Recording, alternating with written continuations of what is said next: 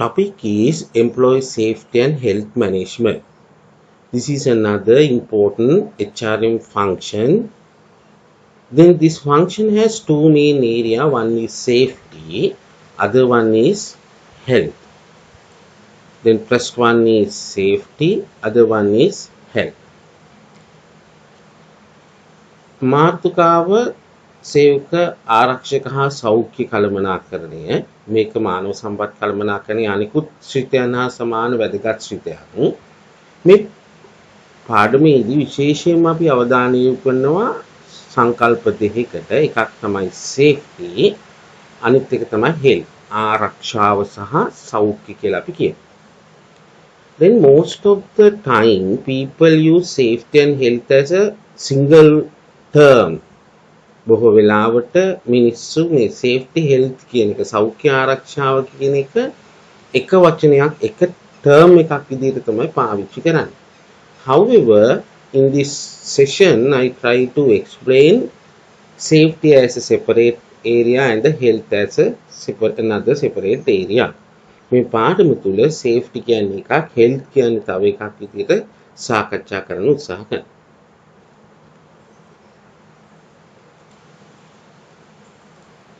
First one, definition for health and safety. Then health. As I mentioned earlier, health, the term of health is usually used for our day-to-day life. It means absence of any diseases,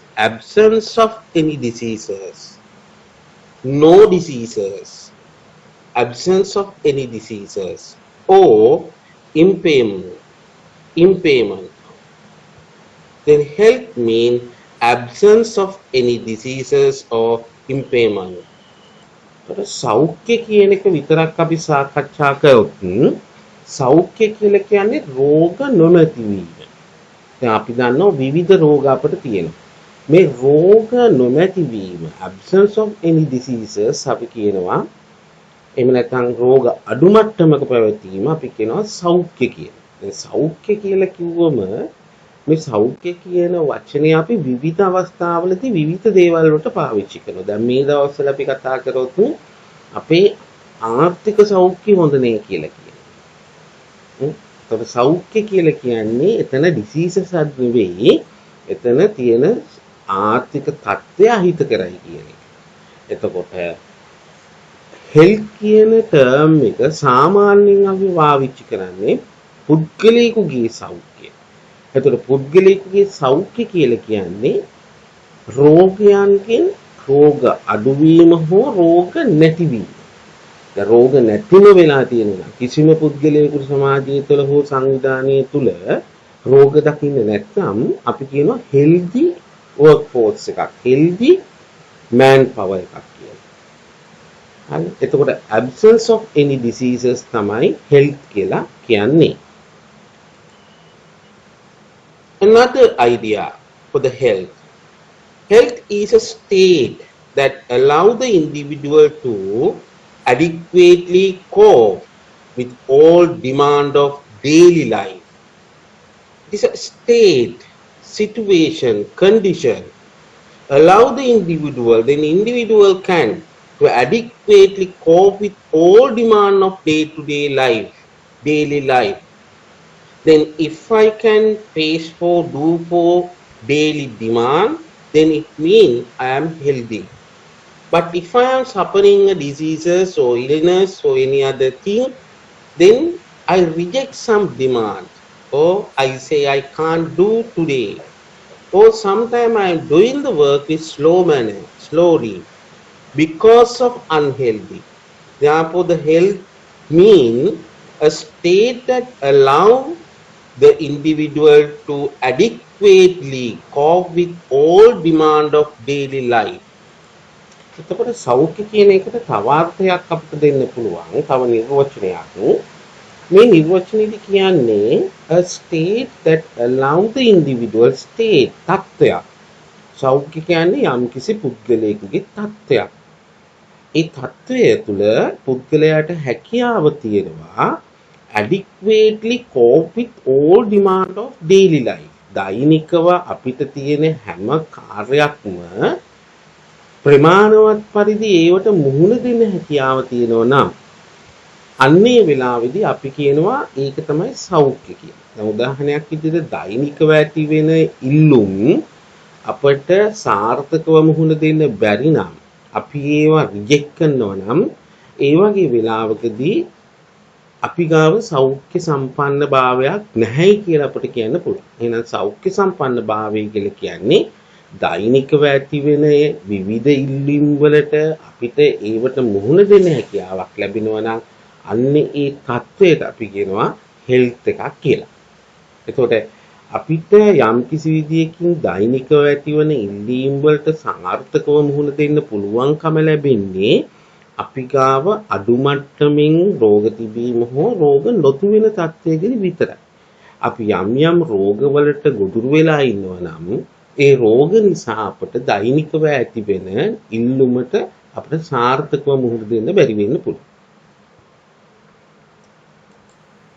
Then again implying also the absence of diseases and impairment. The third definition for health. Health is a state, again a condition, situation of balanced situation, balanced condition, and equilibrium, equilibrium state an individual has established within himself. If you can balance your state, equilibrium of your status, conditions, that is the health, with and between himself and his social and psychological environment. One thing you have to balance, then secondly you have to balance the interaction with the other social entities and physical entities. එතකොට දෙවෙනි නිර්වචනයේදී මේ නිර්වචනයේදී කියනවා මේක state of balance, සමබරතාවයේ තත්ත්වයක්. සෞඛ්‍ය කියලා කියන්නේ සමබරතාවයේ තත්ත්වයක්. මේ සමබරතාවය ඇති වෙන්නේ කොහොමද? An equilibrium that an individual has established within himself and between himself and his social and physical environment. පළවෙනි එක තමයි තමන් තුල සමබරතාවයක් තියෙනවා. තමාගේ අභ්‍යන්තරයේ සමබරතාවයක් තියෙනවා. ඒ වගේම තමන් සමග ගනුදෙනු කරන සමාජය හා භෞතික පරිසරයත් අතර සමබරතාවයක් තියෙනවා. එහෙනම් සෞඛ්‍ය සම්පන්න භාවය කියලා කියන්නේ තමා තුල සහ තමන් හා සමාජ හා භෞතික පරිසරය අතර සමානතාවයක් ඇතිවන තත්වයකට අපි කියනවා සෞඛ්‍යයක් කියලා. සෞඛ්‍ය කියලා. ඒතොර පුද්ගලයෙකුට තමන්ගේ වැඩ අභ්‍යන්තරික වශයෙන් තමන්ගේ වැඩ කටයුතු සාර්ථකව කරගන්න පුළුවන් සමාජීය හා භෞතික පරිසරය තුලින් ඇතිවෙන ඉල්ලුම හෝ ඒ ගනුදෙනුව සාර්ථකව කළමනාකරණය කරන්න පුළුවන් වෙනවා හොඳ සෞඛ්‍ය මට්ටමක් තියෙනවා නම්. එහෙම නැති වුණොත් තමයි අපිට තමන්ගේ වැඩ කටයුතු ටික බැලන්ස් කරගන්නත් බැරි වෙන්නේ. අනිත් අය සමග ගනුදෙනු කරනකොට ඇතිවන සම්බන්ධතාවය ගනුදෙනුව අපට කළමනාකරණය කරගන්න බැරි වෙන්නේ. Then it is the health.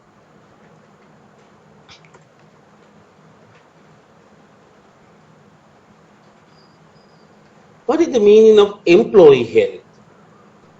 Employee health means the health is same, it related to the employee. Employee usually meaning a representative or the member of the organization. Then employee health means health of employees working for an organization. එතකොට සේවක සෞඛ්‍ය කියලා කියන්නේ අපි බලන්නේ සෞඛ්‍ය කියන එක තමයි. නමුත් මෙතෙන්දී අපි බලන්නේ සංවිධානික සෞඛ්‍ය. සංවිධානික සෞඛ්‍ය බලනකොට සංවිධාන සෞඛ්‍යයක් කියලා කියන්නේ සංවිධානික සමාජිකත්වයක් ලැබපු සමාජිකයින්ගේ සෞඛ්‍ය. health of employee working for an organization. සංවිධානයක් වෙනුවෙන් වැඩ කරන සේවකයන්ගේ සෞඛ්‍යය අපි කියනවා සේවක සෞඛ්‍ය කියලා. එතකොට සේවක සෞඛ්‍යයට අපි දැන් සේවක සෞඛ්‍ය කතා කරනකොට මේක සමහරක් අය අපිට කතා කරන්න පුළුවන් ඉන්ඩස්ට්‍රියල් හෙල්ත් කියලා. එහෙම නැත්නම් ඔකියුපේෂනල් හෙල්ත් කියලා. તો සමහරක් අය එම්ප්ලොයි හෙල්ත් කියන එක ඉන්ඩස්ට්‍රියල් හෙල්ත් කියලාත් කියනවා, ඔකියුපේෂනල් හෙල්ත් කියලාත් කියනවා. Health of employees working for an organization. Then employee health, there are several alternative terms. One is industrial health, or sometimes we are saying occupational health. The occupational health, industrial health, employee health, same meaning. The health referring to the employees. Health referring to the employees. When we are talking about employee health, then we can find two types of health. Not only the employee, when we are talking about health, we can find two health. First one, physical health.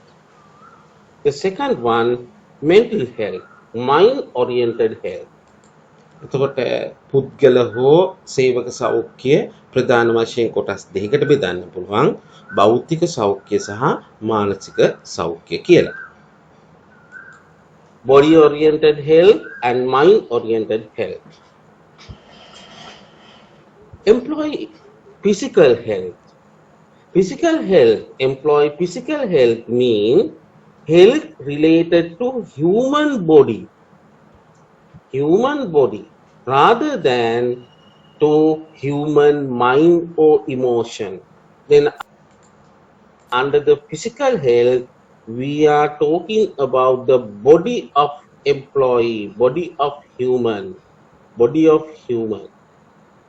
It is bodily well-being of employee. එතකොට භෞතික සෞඛ්‍ය කියලා කියන්නේ සේවකයෙකුගේ හෝ පුද්ගලයෙකුගේ ශාරීරය සම්බන්ධව ඇතිවන සෞඛ්‍යය.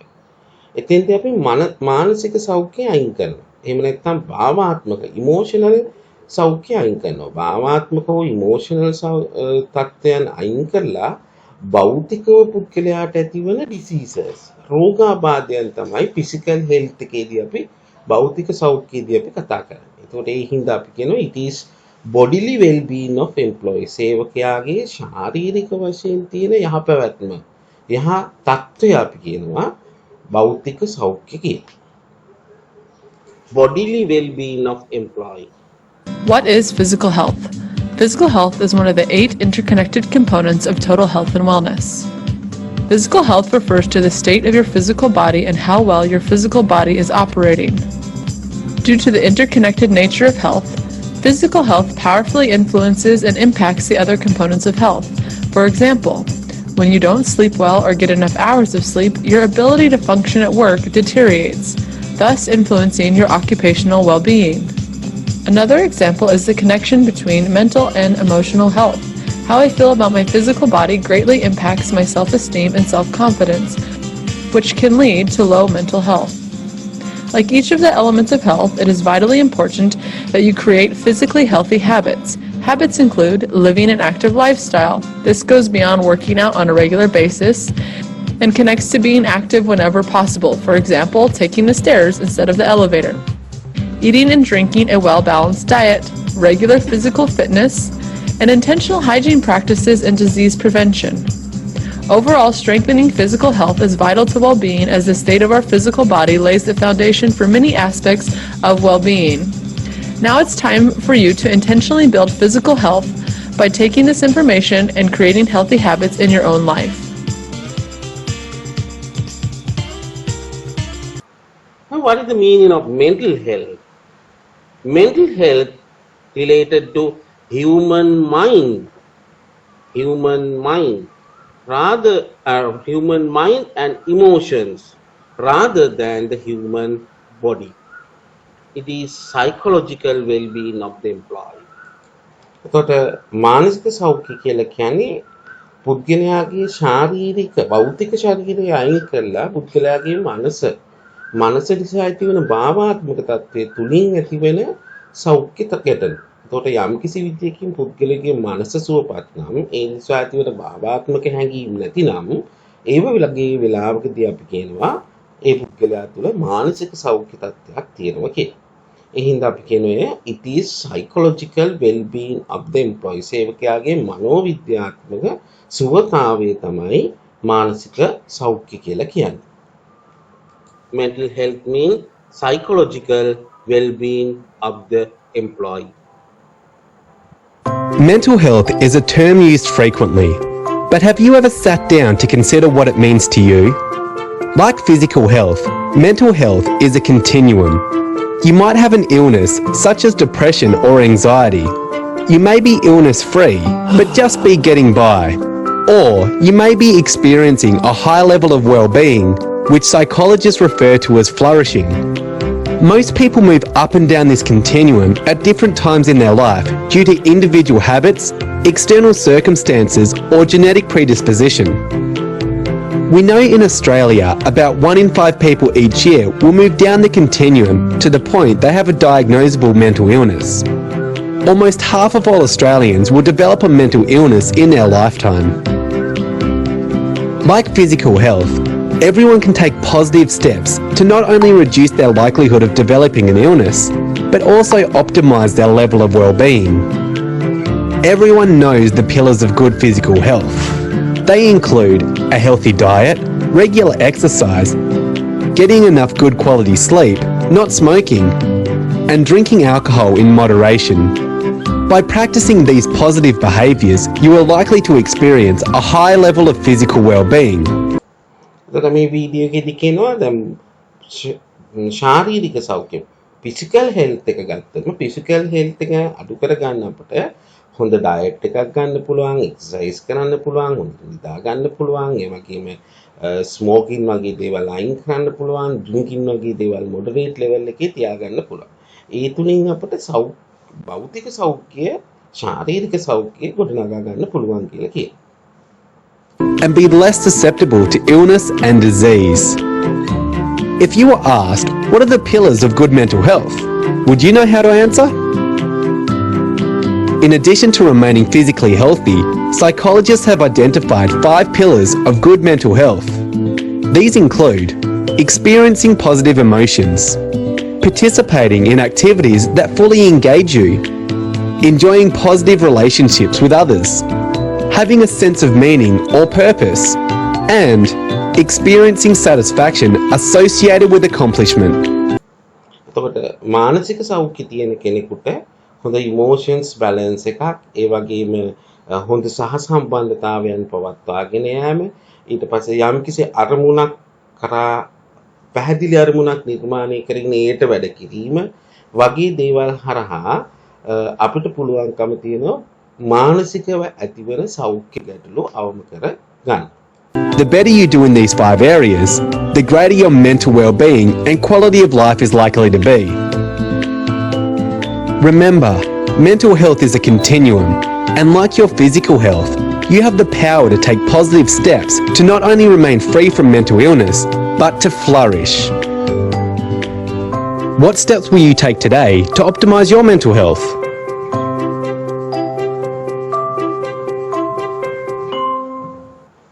In the second term of the main topic, safety. Safety is also important and interesting. Safety refer to protection of the physical health, protection of the physical health of employee. එතකොට ආරක්ෂාව කියලා කියන්නේ මොකක්ද? දෙවෙනි එක සෞඛ්‍ය හා ආරක්ෂාව කියලා ගත්තම සෞඛ්‍ය කතා කරා. දැන් ආරක්ෂාව ගත්තම ආරක්ෂාව කියන්නේ මොකක්ද? ආරක්ෂාව කියලා කියන්නේ safety refer to protection of the physical health. අර භෞතික සෞඛ්‍ය ආරක්ෂා කිරීම අපි කියනවා safety එකක් කියලා. protection of the physical health. භෞතික සෞඛ්‍ය ආරක්ෂා කිරීම අපි කියනවා ආරක්ෂාව කියලා. Here, the important thing is protection. Protection of the physical health of employee. Then safety of workers refer to the provision of a safe environment, safe equipment and safe procedures. Safety of workers refer to the provision of a safe environment, safe equipment, same procedures in the workplace.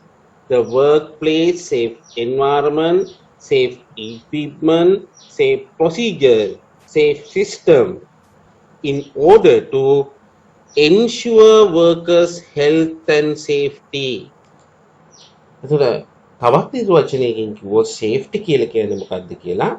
Provision of safe environment, safe equipment, safe procedures.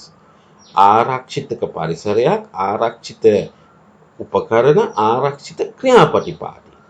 එතකොට යම්කිසි ආයතනයක සේවකයන්ගේ සෞඛ්‍ය හා ආරක්ෂාව සහතික කිරීමට සංවිධානය තුලින් සපයා දීලා තියෙන ආරක්ෂිත පරිසරය, ආරක්ෂිත උපකරණ, ආරක්ෂිත ක්‍රමවේදය අපි කියනවා සේෆ්ටි කියලා.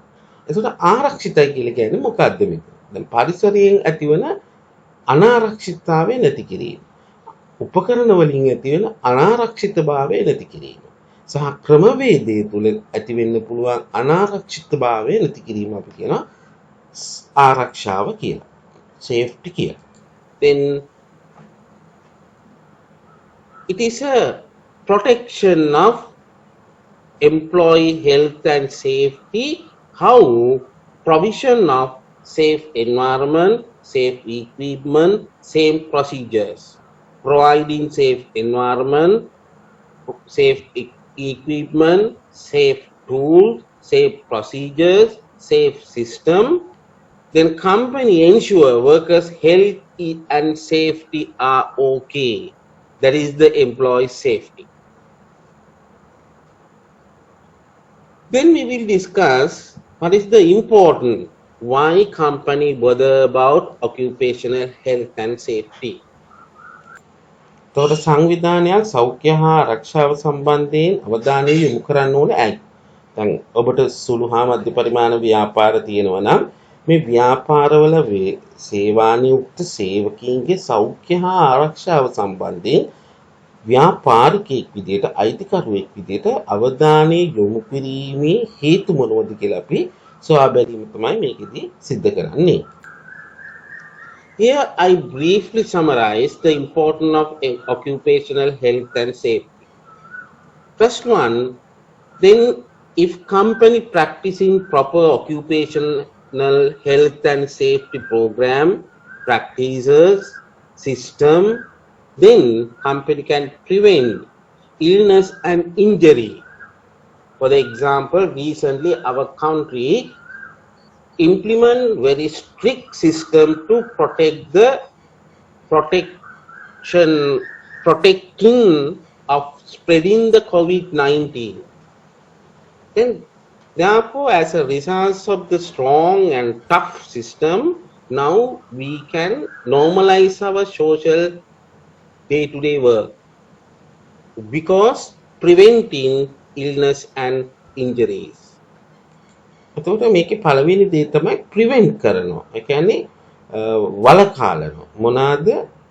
හොඳ සෞඛ්‍ය හා ආරක්ෂක වැඩසටහනක් සංවිධානය තුල තියෙනවා නම් සේවකීන් තුල සෞඛ්‍ය හා ආරක්ෂක ගැටලු ඇති වෙන තත්ත්වයන් ආරක්ෂා කිරීමට හැකියාවක් ලැබෙනවා. වළක්වා දීමට හැකියාවක් ලැබෙනවා. උදාහරණයක් විදිහට මේ දවස්වල ආණ්ඩුව විසින් ලොක්ඩවුන් නැත්නම් සංචරණ සීමා වගේ දේවල් එහෙම නැත්නම් ඇඳිරි නීති වගේ දේවල් දාලා මේ මිනිස්සුන්ගේ චලනයන් मूवमेंट्स අඩු කරන්න උත්සාහ කරන්නේ ප්‍රිවෙන්ෂන් එකක් විදිහට. මෙන්න මේ වගේ ප්‍රිවෙන්ෂන් එකක් ඇති කරගන්න පුළුවන් ආයතනයක තුල හොඳ සෞඛ්‍ය ආරක්ෂක වැඩසටහනක් තියෙනවා. Then here the COVID-19 preventing the spreading of the illness or diseases. Then first important factor is prevent illness and injury. The second, reduce health and safety hazards. We can reduce health cases, safety cases, number of death, number of damages. Then we can avoid serious consequences, loss of worker, loss of finance, loss of machine, damage in machine, loss of building, burning building. We can avoid serious outcome consequences. Then through these three, finally we can attain to gain higher job performance of all workers. So දෙවෙනි එක තමයි reduce health and safety hazards. හොඳ සංවිධානයක් තුළ හොඳ සෞඛ්‍ය ආරක්ෂක වැඩසටහනක් තියෙනවා නම් සේවකයන්ගේ සෞඛ්‍ය ආරක්ෂක ගැටලු අවම කරගන්න පුළුවන්. එතකොට ඒ අවම කර ගැනීම නිසා ඇති වෙන්න පුළුවන් ප්‍රතිවිපාක විශාලයි. උදාහරණයක් විදිහට දැන් මේ දවස්වල ආයතනවල කොවිඩ් හැදුනට පස්සේ සේවක කණ්ඩායම් පිටින් ගෙවල් වලට නතර කරා. එතකොට ඒ වගේ තත්ත්වයන් අවම කරගන්න පුළුවන් හොඳ සෞඛ්‍ය ආරක්ෂක වැඩසටහනක් තියෙනවා. එතකොට සේවකයන් අඩුවීම, ඊට පස්සේ යන්ත්‍රෝපකරණ කැඩී විදී යාම් වගේ දේවල් අඩු කරගන්න පුළුවන්. ඊට පස්සේ ගොඩනැගිලි වගේ දේවල් මේ ගිනි ගැනීම වගේ දේවල් අඩු කරගන්න පුළුවන්. මේ වගේ විශාල serious consequences බරපතල තත්ත්වයන් අවම කරගන්න පුළුවන්. එතන මේ ඉහත කරුණු තුනේම ප්‍රතිඵලයක් විදිහට අවසාන වශයෙන් සේවකීන්ගෙන් ඉහළ කාර්ය ඵලයක් ලබා ගැනීමේ හැකියාව ලැබෙනවා. ඉහළ කාර්ය සාධනයක් සේවකීන් තුලින් නිරූපණය කරනවා. මොකද හොඳ සෞඛ්‍ය හා ආරක්ෂක තත්ත්වයක් තිබෙන නිසා. The main important thing is through proper occupational health and safety practices, company can gain higher job performance. Then categorizing health and safety hazards. අපි දැන් බලමු සෞඛ්‍ය ආරක්ෂාව. දැන් අපි පළවෙනි වතාවට මේක බෙදුවා health කියලා බෙදුවා, safety කියලා බෙදුවා. එතකොට health එක ආපහු භෞතික සෞඛ්‍ය සහ මානසික සෞඛ්‍ය කියලා බෙදුවා. නමුත් තවත් විදිහකට අපිට මේ කතා කිරීමට පහසු වෙන විදිහට මේ health and safety නැවත වර්ගයකට බෙදීමක් සිදු කරන්න පුළුවන්. Then there are different categorization of health and safety. Here I use the very simple categorization. What are the categories? First one, occupational accidents. Occupational accidents. Safety. It directly linked to safety.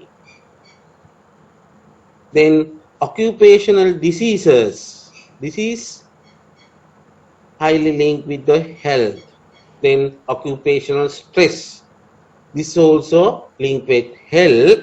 Sometimes there is another label, low quality of work life.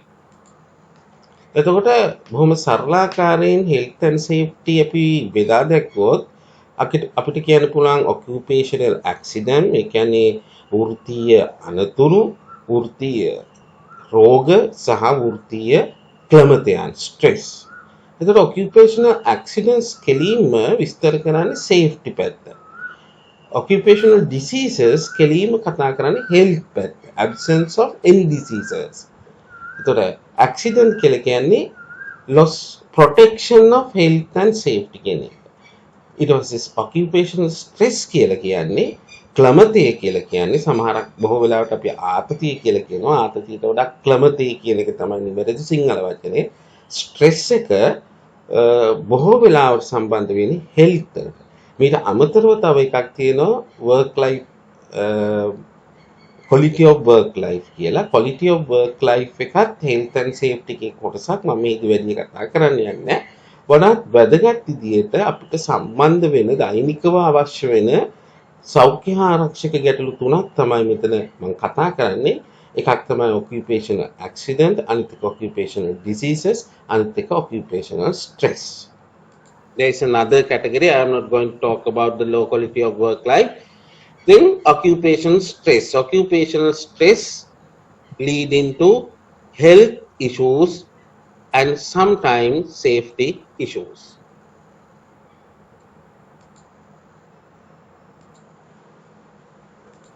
Then first one, occupational accidents. Occupational accidents. Here I mention several examples for your understanding about the occupational accident. Then you can get awareness about the occupational accident. Example, loss of hearing. You can't hear because of damaging your hearing system. Then loss of eyesight because of damaging your eye system or eyes. Then loss of body part, sometimes cutting your hand, fingers, legs because of accident. Then broken bone as a result of hitting, falling, broken your bones. Then burn, especially if you are working at hot places like stove. Then burning. Then next one is electric shocks. In the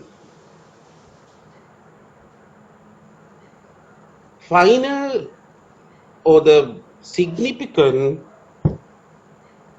accident is death.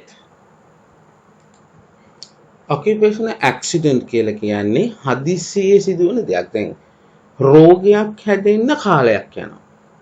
diseases එකක් හැදෙන්න කාලයක් යනවා. අපි හිතමු අද කෙනාට හෙට වෙනකොට රෝගයක් හැදෙන්න තියෙන සම්භාවිතාවය අඩුයි. දැන් කොරෝනා ගත්තා දවස් ගානකට පස්සේ තමයි කොරෝනා හැදෙන්නේ. හැබැයි ඇක්සිඩන්ට් එකක් කියලා කියන්නේ තප්පර ගානකදී ඇති වෙන දෙයක්. තප්පර ගානකදී ඇති වෙන දෙයක්. දැන් උදාහරණයක් විදිහට අපි උඩක වැඩ කර ඉන්නකොට එකපාරට බිමට වැටෙනවා. එහෙම නැත්නම් කරන්ට් එක වදිනවා. එහෙම නැත්නම් එකපාරට ගිනි ගන්නවා. ඒකට ලොකු කාලයක් යන්නේ නැහැ. ඉතා කෙටි කාලයක් තුල ශාරීරිකව ඇති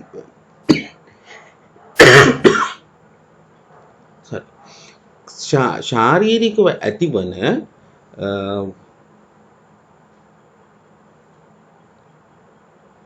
damage එකක් අපි කියලා කියනවා occupational accident එකක් කියලා. දැන් උදාහරණයක් විදිහට අපි අධික ශබ්දයක් නිසා කන් ඇහින්නේ නැති වෙලා යන්න පුළුවන්. එහෙම නැත්නම් කිමිකල් එකක් වගේ දෙයක්, එහෙම නැත්නම් මොන හරි කිමිකල් එකක් වැදීම වගේ නිසා ඇස් පෙනීම නැති වෙලා යන්න පුළුවන්. එහෙම නැත්නම් අත පය වගේ දේවල් කැපිලා යන්න පුළුවන්, කැඩිලා යන්න පුළුවන්. ඊට පස්සේ ඉලයට කුඩු වෙන්න පුළුවන්, කැඩෙන්න පුළුවන්. ඊට පස්සේ ගිනි ගන්න පුළුවන්, ශරීරයේ ගිනි ගන්න පුළුවන්, අතපය ගිනි ගන්න පුළුවන්, කොණ්ඩේ වගේ දේවල් ගිනි ගන්න පුළුවන්. ඊට පස්සේ විදුලි සැර වදින්න පුළුවන්. මේ පහුගිය දවස්වල මගේ අවුට් වෙච්ච ගෝලේ ලයිට් එකක් හදන්න ගිහිල්ලා එතනම වෙඩින් එකට දවස් 3ක් විතර තියෙද්දි 4ක් තියෙද්දි ලයිට් එකක් හදන්න ගිහිල්ලා ගෙදර කරන්ට් එක වැදිලා මරණා. ඒතර ඇත්තටම ඔහු මේ කොල්ලාගේ ෆියුනරල් එකේ තිබුණ වෙඩින් එක දවසේ. ඒතර ඉලෙක්ට්‍රොනික් ෂොක්. එතකොට ඒකේ මේ හැම එකම අවසාන ප්‍රතිඵලය තමයි එක සැරින් ඩෙත් එකක් වෙන්න පුළුවන්. දැන් උදාහරණයක් විදිහට වාහන දෙකක් හප්පුනාම එතනම මරණයි කියලා අපි කියන්නේ. ඒ වගේ ඩෙත් එකක් මරණයක් සිද්ධ වෙන්න හැකියාව තියෙනවා occupational accident එකක් තුලදී ඉතා කෙටි කාලයක් තුල. The loss of hearing, loss of eyesight, loss of body part, broken bones, burn, electric shock, death. Those are examples for occupational accidents. Accident is sudden thing, quick thing, quickly happened. Then, as a result of quick incident, there may be outcome like loss of hearing, loss of eyesight, loss of body part, broken bones, or death.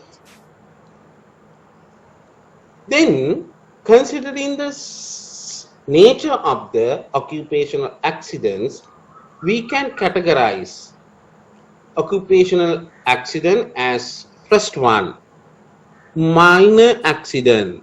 The accident is minor, no serious one. The second one, major accidents. Major accident. එතකොට සංවිධානයක තියෙන වෘත්තීය අනතුරු ගත්තම ඒකේ ස්වභාවය අනුව අපිට ප්‍රධාන වර්ග දෙකකට බෙදන්න පුළුවන් minor accident, major accident. Minor accident කියන්නේ බොහොම සුළු අනතුරු. උදාහරණයක් විදිහට ඇඟිල්ල චුට්ටක් කැඩෙනවා, කැපෙනවා. ඒ වගේ දේවල් minor accident කියනවා. Major accident කියලා කියන්නේ ඊට වඩා එහාට ගියපු සේවකයාට යම්කිසි ආකාරයක නිවාඩුවක් ලබා දිය යුතු ඒ වගේම පිරිවැයක් දැරිය යුතු වන්දියක් ගෙවිය යුතු තත්ත්වයක් අපි major accident එකක් කියලා කියනවා. Then major accident again can be categorized into two. One is fatal accidents. Fatal accidents. Another one is non-fatal accidents. Then ප්‍රධාන නැත්නම් serious accident උත් වර්ග දෙකකට බෙදන්න පුළුවන්. fatal accident and non-fatal accident කියලා. fatal කියන්නේ මාරාන්තික අනතුරු. සමහරක් අනතුරු තියෙනවා major නමුත් ඒවා මාරාන්තික නෙවෙයි. ඒකට අපි කියනවා non-fatal accident කියලා. Then non-fatal accidents again can be categorized into two. One is temporary disablement. Second one, permanent disablement. එතකොට fatal accident එකක් කියන්නේ මාරාන්තික අනතුරකදී විශාල හානියක් සිද්ධ වෙන සමහරක් වෙලාවට ඩෙත් එකක් වෙන්න පුළුවන්.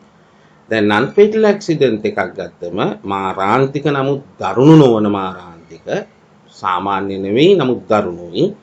ඒකත් ප්‍රධාන වර්ග දෙකක් තියෙනවා temporary disablement and permanent disablement. temporary disablement කියලා කියන්නේ කෙටි කාලයක් තුල recover වෙන්න පුළුවන්. ඒ කියන්නේ අපි තුමු අතප්පයක් කැඩුනොත් යම්කිසි කාලයකට ගියාට පස්සේ ඒ අතපය හදාගෙන වැඩට එන්න පුළුවන්. සමහරක් ඒවා තියෙනවා දැන් අත කැපිලා ගියොත් එතකොට ඒක හදන්න බෑ. ඒව permanent disablement කියලා අපි කියනවා. Then temporary disablement can be partial disablement, total disablement, partly disablement or totally disablement. එතකොට temporary disablement එක ගත්තත් අපෝ partially කොටසක් disable. එහෙම නැත්නම් total disable. කියන්නේ දවස් ගණනක් අනිවාර්යයෙන්ම ගෙදර ඉන්නවා total disable. ඒ කියන්නේ අනතුර recover වෙන්න කාලයක් යනවා. partial එකේදී යම්කිසි කොටසයි ගිහින් තියෙන. ඒ කියන්නේ සමස්තයම නෙවෙයි. සමස්ත බොඩි එකම නෙවෙයි කියන එක. එතකොට ටෙම්පරරි ඒකෙත් යම්කිසි ආකාරයක වැඩට එන්න පුළුවන් සත්‍යයක් අපි partial disablement කිව්වට සමහරක් වෙලාවටදී වැඩට නොවෙන්න වෙන්නේ. ගෙදර නතර වෙන්න ඕන, ස්පිරිතාලෙක නතර වෙන්න ඕන තත්ත්වයක් total disablement එකක් විදිහට කියනවා. Then permanent disablement again can be partial disablement or total disablement. Then likewise we can categorize occupational accidents.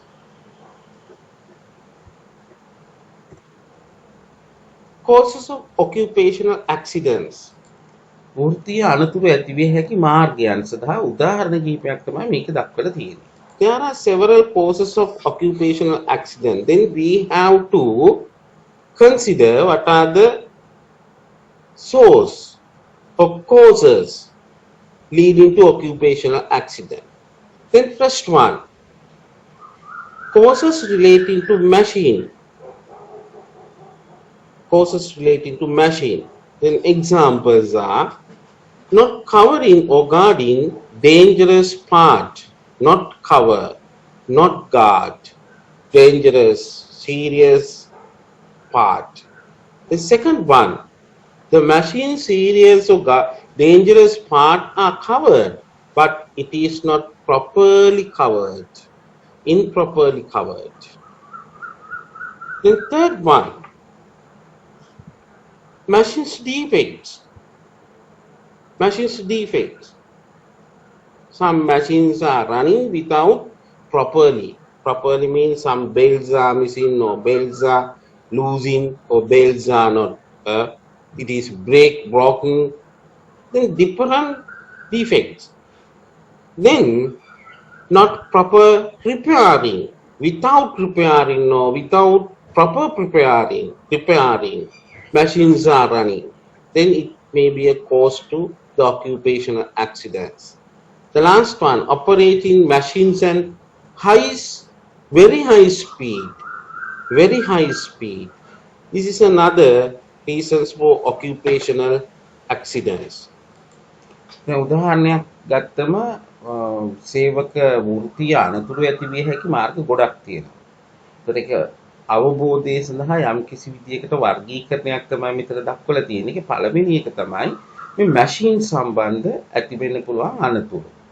දැන් උදාහරණ වශයෙන් මැෂින් සම්බන්ධයෙන් ඇති විය හැකි අනතුරු ගත්තම දැන් සමහරක් මැෂින් වල රෝද දැති වගේ දේවල් ආවරණය නොකිරීම ආවරණය කළ තිබුණත් ඒක ප්‍රමාණවත් පරිදි නිවැරදි පරිදි ආවරණය නොකර තිබීම ඒ වගේම සමහරක් මැෂින් වල තියෙන වැරදි දෝෂානුකාරයෙන් යන්ත්‍රෝපකරණ ක්‍රියාත්මක වීම ඊට පස්සේ යන්ත්‍රෝපකරණ නිසි ලෙස නඩත්තු නොකිරීම රිපෙයාර් කිරීම يعني නැවත අපි දුම් කැඩුනට පස්සේ නිවැරදි විදියට හරි ගස්සලා නැත්නම් ඒ නිසා අපව ඩැමේජ් වෙන්න පුළුවන්. එහෙම නැත්නම් සමහරක් වෙලාවට මැෂින් ගත්තම අධික වේගයෙන් මැෂින් ගමන් කරන්න පුළුවන්. ඒ කියන්නේ වේගය වැඩි වීම නිසා අනතුරු ඇති වෙන්න පුළුවන්. ස්ටෑන්ඩඩ් ස්පීඩ් එකට නැතුව හයි ස්පීඩ් එකට මැෂින්ස් ක්‍රියාත්මක කිරීම නිසා අනතුරු ඇති වෙන්න පුළුවන්. දැන් ගොඩක් වෙලාවට රියා අනතුරු ඇති වෙන්නේ හයි ස්පීඩ් එක නිසා. ඒතර හයි ස්පීඩ් එක නිසා මැෂින් වල අනතුරු ඇතිවීමේ හැකියාව තියෙනවා. Then there may be another reasons. Yeah, I listed these things for your understanding. And the second cause of occupational accident, causes relating to human. What are the machines okay, environment is okay, everything are okay, but as a result of human error, there may be occupational accidents. Human causes, there may be occupational accidents. First one, poor health. If you are not fit, then sometimes you are working at the machine. Because of your poor health, there may be accidents. Then lack of training. You are not aware about how to operate in the machines. For example, at the first time you are taking a car, then drive. What will be happen? Lack of training and lack of competencies, no skill. Then you assign or you are assigned to operate the machines without competency, without training. Then monotony. Then you are continuously do the work, operate the machines. Then as a result of continuity, then there may be accidents. Then frustration. Your mind is not good. Then at that situation, when you are working at the machine or the place, dangerous place, there may be accidents. The next one, last one is intoxications. Drinking alcohol. When you are driving with alcohol, what will be happen? There may be a big possibility to the accidents. Then likewise, if you are working, operating, functioning in a machine with the intoxications, what will be happen? There may be a big accidents. එතකොට දෙවෙනි උදාහරණ වර්ගය තමයි මිනිස්සු සම්බන්ධයෙන් ඇති වෙන්න පුළුවන් මිනිසාගේ ක්‍රියාකාරීත්වය නිසා ඇති වෙන්න පුළුවන් වෘත්තීය අනතුරු. එහෙම ගත්තම දැන් පළවෙනි එක තමයි poor health. ඒ කියන්නේ දුර්වල සෞඛ්‍ය. දැන් මම උණ හැදිලා නම් කලන්තේ වගේ නම් ඒ වගේ වෙලාවකදී මැෂින් එකක් ළඟ එහෙම නැත්නම් උඩ ස්ථානයක වැඩ කරනකොට එහෙම නැත්නම් වලක් වගේ තැනක වැඩ කරනකොට සමහරක් වෙලාවට ඇදගෙන වැටිලා අතපය කැඩෙන්නේ එහෙම නැත්නම් ජීවිතේ නැති වෙන්න උනත් පුළුවන්. ඒ වගේම පුද්ගලයාට යන්ත්‍රෝපකරණයේ ක්‍රියාත්මක කරවන්න බැරි නම් එහෙම නැත්නම් උඩ තැනක වැඩ කරනකොට ඒකේ පුහුණුව ලැබෙන්නේ නැතිනම් ඒ වගේ අවස්ථාවකදී කියන්නේ lack of training එහෙම නැත්නම් lack of competencies skill එකක් නැතිවීම නිසා අනතුරු ඇතිවීමේ හැකියාව තියෙනවා. ඊට පස්සේ මොනොටොනි කියලා කියන්නේ සාමාන්‍යයෙන් ඒකාකාරීව වැඩ කරගෙන යනකොට ඇති වෙන්න පුළුවන් අනතුරු. දැන් උදාහරණයක් විදිහට දැන් ඩ්‍රයිවිං කරන කෙනා මුලදී හරි පරිස්සමින් තමයි වාහනයක් ගෙනියන්නේ. නමුත් කාලයක් යනකොට වාහනේ ගත්තම වාහනේ ගැන එච්චර අපි ලොකු සැලකිල්ලක් දක්වන්නේ නැහැ. මොකද ඒකාකාරී තත්ත්වයක් තියෙන නිසා. නමුත් ඒ තුල ඇති වෙන්න පුළුවන් අනතුරු සංඛ්‍යාව වැඩි. මැෂින් එකක් වුණත් එහෙමයි. පළවෙනි කාලේ මැෂින් එකට බොහොම කැපුලි අපි මැෂින් එක හැන්ඩල් කරත් කාලයක් යනකොට නිපුණතාවය ලැබෙනකොට විශේෂඥතාවය හම්බ වෙනකොට අපි සමහරක් වෙලාවට මැෂින් එක ලොකුවට ඒ ගැන හිතන්න නැති වෙන්න පුළුවන්. නමුත් ඒ තුලින් එක තප්පර ගානක වෙනසකින් සමහරක් වෙලාවට විශාල අනුතුරු සංඛ්‍යාවක් ඇති වෙන්න පුළුවන්. ඒ වගේම ෆ්‍රස්ට්‍රේෂන් අපි ඉච්ඡා බංගත්වයටපත් වෙලා ඉන්න අවස්ථාවකදී මැෂින් එකක එහෙම නැත්නම් උඩ තැනක එහෙම නැත්නම් වාහනයක් වගේ තැනක වැඩ කරනකොට ඒ තුලින් අපට යම් අනතුරු ඇතිවීමේ හැකියාව තියෙනවා. ඒ වගේම බොහොම සරල සහ ප්‍රසිද්ධ උදාහරණය තමයි බීමත් කම නිසා අනතුරු ඇති වෙන්න පුළුවන්. මැෂින් එකක් තුලින් හෝ වාහනය ධාවනය කිරීම හෝ උඩ තැනක වැඩ කිරීම හෝ එහෙම නැත්නම් පතලක් ඇතුලේ වැඩ කිරීම වගේ තැනකදී ඉන්ටොක්සිකේෂන් එක නිසා අනතුරු ඇතිවීමේ හැකියාව තියෙනවා. Then the third cause of occupational accidents, causes relating to working environment. Working environment. Here I listed several examples. Inappropriate layout. Layout is not properly designed, and the location also leading to accidents. Especially layout. The place in the place of equipment, place of machines, walking area, rest area, material moving area, tracks. According to these things, you have to design your factory layout, office layout properly. If it is improper, inappropriate, there may be accidents. The second one, inappropriate ventilation, no ventilations, then it lead to employee accidents. Inadequate space for movement, then your office, your factory like a fact thing. Everything putting very closely, then there is no space for movement. Then inadequate lighting. Lighting system is very dim. No proper lighting. It leading to occupational accidents. And the last example, tools, equipment not properly arranged. Not properly arranged. එතකොට තුන්වෙනි වර්ගය තමයි වැඩ කිරීමේ පරිසරයට අදාළ ඇතිවිය හැකි වෘත්තීය අනතුරු. උදාහරණ විදිහට දැන් සමහරක් මේ ෆැක්ටරි වල ඔෆිස් වල ලේඅවුට් එක ගත්තම ඒක පිරිවිතරය ගත්තම ඒකේ සමහරක් වෙලාවට මේස පුට්ටු තියලා තියෙන විදිහට ඇවිදින්න ඉඩ කඩ නැති වෙන්න පුළුවන්. එහෙම නැත්නම් මේසවල වල අතපය හැප්පෙන්න පුළුවන්. ෆැක්ටරි වල නම් මැෂින් වල හැප්පෙන්න පුළුවන්. මැෂින් එකකින් තවත් මැෂින් එකකට බලපෑමක් ඇති වෙන්න පුළුවන්. දෙදිරුම් වගේ දේවල් ඇති වෙන්න පුළුවන්. ඒ වගේම දෙවෙනි හේතුව මේ හොඳ වාතාශ්‍රය නොමැති වීම නිසා අනතුරු ඇති වෙන්න පුළුවන්. හුස්ම ගන්න බැරි වෙලා මැෂින් එකට කඩාගෙන වැටෙන්න පුළුවන්. මැෂින් එක පටි වලට වැටෙන්න පුළුවන්. දැති වලට වැටෙන්න පුළුවන්. මේ වගේ දේවල්. ඒ වගේම පුද්ගලයන්ට මූව් වෙන්න, චලනය වෙන්න තියෙන පහසුකම් ප්‍රමාණය අඩු වීම නිසා අනතුරු ඇති වෙන්න පුළුවන්. දැන් ෆැක්ටරි වල, ඔෆිස් වල, කොරිඩෝර් වල වගේ දේවල් වල ස්පේස් මූව්මන්ට් කියන ප්‍රශ්නය නිසා අනතුරු ඇති වෙන්න පුළුවන්. එසේ ආලෝකය අඩු වීම නිසා, ආලෝකය වැඩි වීම නිසා අනතුරු ඇති වෙන්න පුළුවන්. ඒ වගේම බොහොම ජනප්‍රිය අනතුරු ඇතිවිය හැකි ක්‍රමයක් තමයි ඔය මැෂින් වල නැත්නම් ඉක්විප්මන්ට් වල තියෙන නිවැරදි නොවන ආකාරයෙන් ඒව ඇරේන්ජ් කරලා තියෙනවා. ඒව ඇදලා ගන්නකොට ඒව නැත්නම් ඒව පාවිච්චි කරනකොට ඇති වෙන්න පුළුවන් අනතුරු. Then as a result there may be accidents.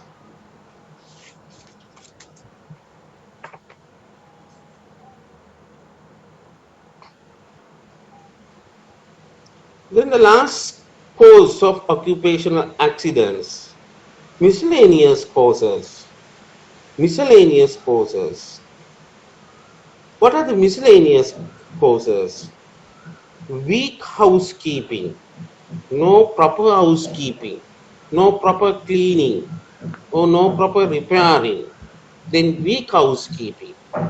Then noise is excessive, more noise, big noise. The noise also leading to occupational accidents. Then leaking of electric wire. Then leaking of electric wires, then it lead to electric shock. Then overloading machine, overloading rack, overloading table, overloading. And the last one, poor supervision. Poor supervision also leading to occupational accidents. එතකොට අපි බලමු මොනවාද තියෙන miscellaneous causes. miscellaneous causes කියලා කියන්නේ අර වර්ගවලට අයිති නොවන වෙන වෙන හේතුන් නිසා අනතුරු ඇති වෙන්න පුළුවන්. උදාහරණයක් විදිහට keep housekeeping. ඒ කියන්නේ නිවැරදි නොවන විදිහට පිහදාලා නැත්නම් අතු ගාලා නැත්නම් කුණු තියෙනව නම් ඒ වගේ තත්ත්වයන් නිසා අනතුරු ඇති වෙන්න පුළුවන්. ඔය දැන් ජපානයේ වගේ ක්‍රම රටවල් වල 5S system කියලා අපි මෙහි පාවිච්චි කරන්නේ. ඒ වගේ දේවල් වලින් අපිට බොහෝ අනතුරු අඩු කරගන්න පුළුවන්. 5S system එක කියලා කියන්නේ good housekeeping practice එක. නිවැරදි විදියට උපකරණ නිවැරදි ස්ථානයේ තිබීම, ඊට පස්සේ නිවැරදි පැත්තෙන් ගමන් කිරීම, ඒ වගේ දේවල් හොඳ housekeeping එකක් කියලා කියනවා. ඒකට හොඳ housekeeping එකක් තියෙනවා නම් අනතුරු අඩු කරගන්න පුළුවන්. weak housekeeping එකක් තියෙනවා නම් බොහෝ වෙලාවට අනතුරු ඇති වෙන්න පුළුවන්. ඊට පස්සේ මේ ഘോഷාව බොහෝ වෙලාවට ෆැක්ටරි වල වගේ තැන්වල ඇති වෙන ഘോഷාව නිසා අනතුරු ඇතිවීමේ හැකියාව තියෙනවා. ඊට පස්සේ මම ඉස්සෙල්ලා කිව්වා වගේ ඉලෙක්ට්‍රික් වයර්ස්. අපි දැන් කම්පියුටරයක් තියෙන තැනක් ගන්නකො ගොඩක් වයර් තියෙනවා. අර හින් ඇදලා මෙහින් ඇදලා ඒ වයර් වල අක්‍රමිකතාවයන් නැත්නම් අක්‍රමික විදියට වයර් ඇදීම් වගේ දේවල් නිසා ආපහු අනතුරු ඇති වෙන්න පුළුවන්. ඊට පස්සේ ඕවර්ලෝඩින් ගොඩක් සමහරක් වෙලාවට මේ YouTube වල බලන්න පුළුවන් ඕවර්ලෝඩින් නිසා ඇති වෙන අනතුරු. ලොරි වල එහෙම කඳන් එහෙම අධිකව පටවගෙන යනකොට ලොරි පැත්ත පෙරලෙනවා, කන්ටේනර් පැත්ත පෙරලෙනවා වගේ දේවල් දකින්න පුළුවන්. මේ ඕවර්ලෝඩින් දැන් වාහනයක වෙන්න පුළුවන්. එහෙම නැත්නම් මැෂින් එකකට ඕවර්ලෝඩ් වීම නිසා අනතුරු ඇති වෙන්න පුළුවන්. රැක් වගේ දේවල් වල ඕවර්ලෝඩ් කිරීම නිසා කඩාගෙන වැටෙන්න පුළුවන්. ඊට පස්සේ අන්තිම එක තමයි poor supervision. සුපර්වයිස් කරන්නේ නැත්නම් නිවැරදි ආකාරයට සේවකයා තුලින් අනතුරු ඇතිවීමේ හැකියාව තියෙනවා.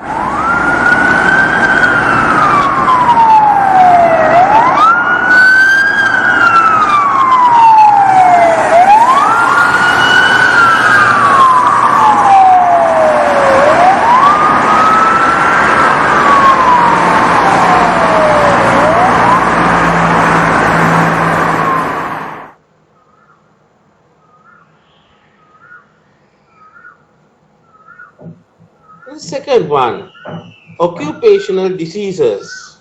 Occupational diseases. වෘත්තීය රෝග. දෙවෙනි ප්‍රධාන වර්ගය තමයි වෘත්තීය රෝග. අපි බලමු වෘත්තීය රෝග කියන්නේ මොකක්ද කියලා.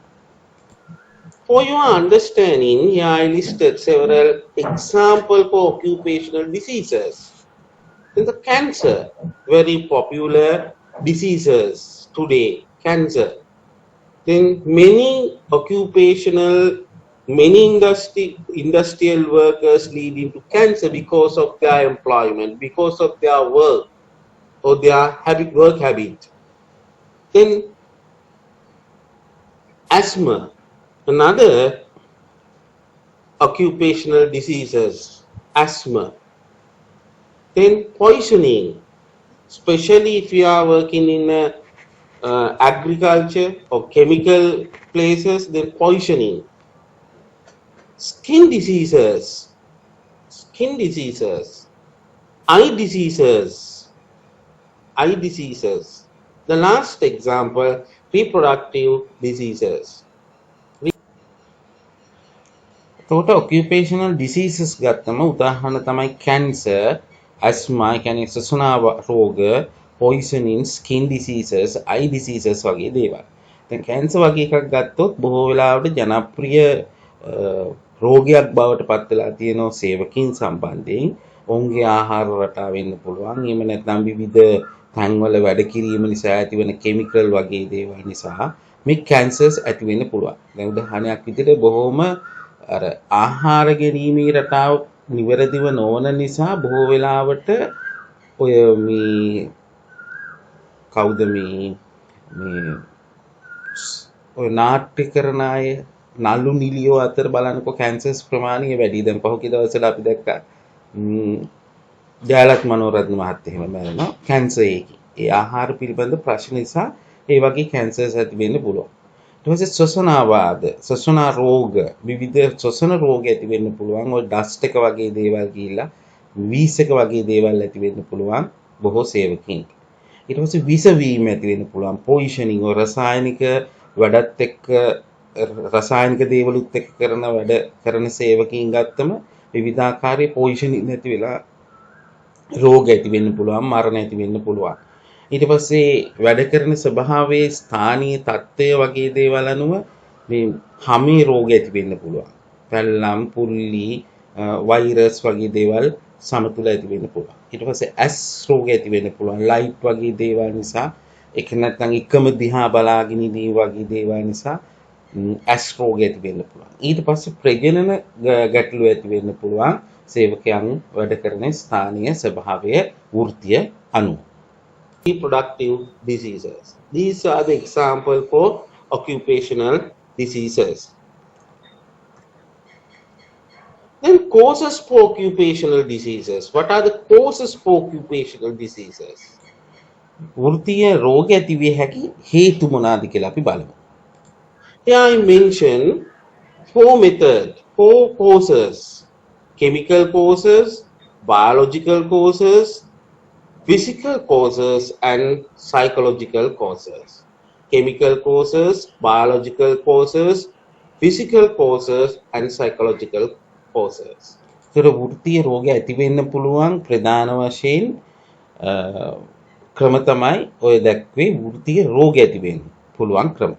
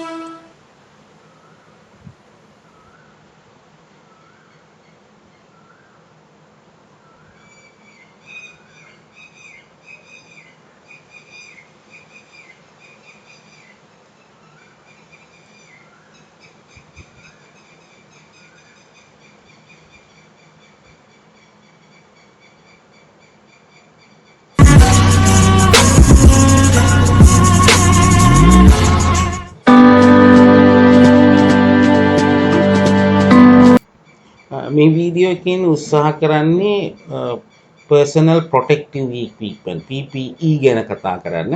සෞඛ්‍ය හා ආරක්ෂාව කියන දෙකටම මේක බලපානවා. විශේෂයෙන්ම ආරක්ෂාවටත් අනතුරු වලටත් බලපානවා, සෞඛ්‍යයටත් බලපානවා. ඒතර වැඩ ස්ථානයකදී ෆැක්ටරියක් තුල අපි කොහොමද සේවකින්ගේ ආරක්ෂාව හා සෞඛ්‍ය අවම වශයෙන් ආරක්ෂා කරගන්න කියන එක තමයි මේ PPE වලින් කතා කරන්නේ. එතකොට ඒ තුල ඇස් වලට, කන් වලට, ඔළුවට, ඇඟට, ඇඟිලි වලට, අතපය වලට, ශරීරයට සිද්ධ වෙන්න පුළුවන් සෞඛ්‍ය හා ආරක්ෂක ගැටලු වලට අදාළ උපකරණ ලෝකයේ තුල හඳුන්වලා තියෙනවා. මේ උපකරණ පිළිබඳව තමයි මේ PPE එකෙන් කතා කරන්න උත්සාහ කරන්නේ.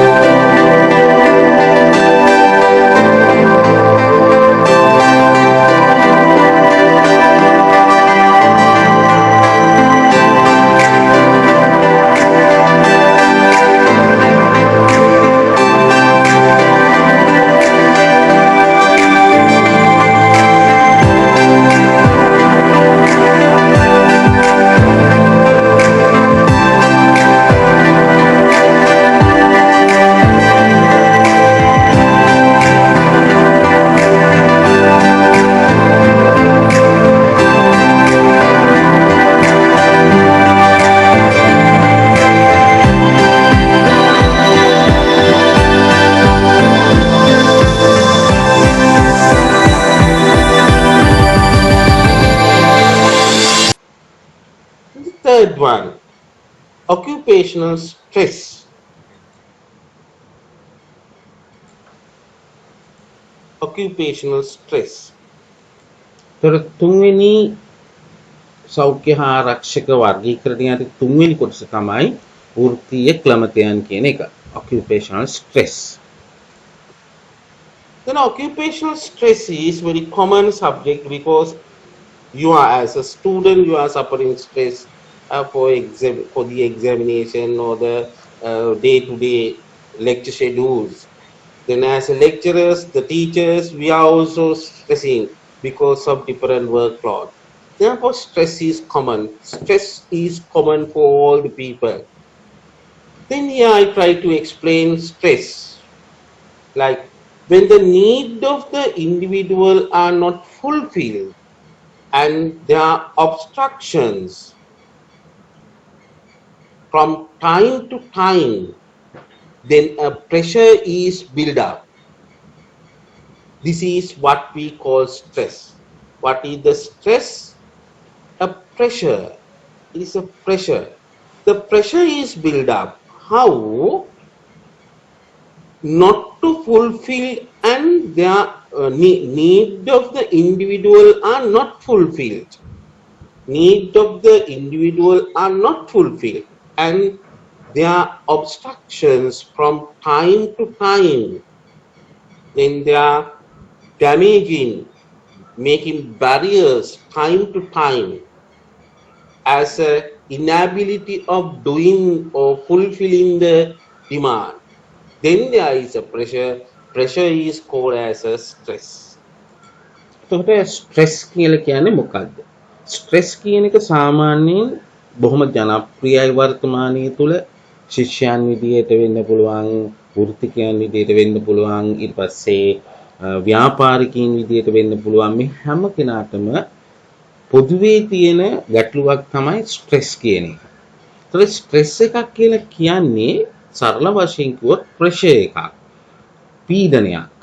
මේ පීඩනය ඇති වෙන්නේ යම්කිසි පුද්ගලයෙකුගේ අවශ්‍යතාවයන් පුල්පිල් කරගන්න බැරි වීම නිසා, තෘප්ත කරගන්න බැරි වීම නිසා ඇති වෙන තත්ත්වයක් තමයි ස්ට්‍රෙස් එකක් කියන්නේ. මේක ඒ නිසාම කාලෙන් කාලෙට අවහිරතාවයන් ඇති වෙනවා තමන්ගේ දෛනික කාර්යයන් සිදු කිරීමේදී.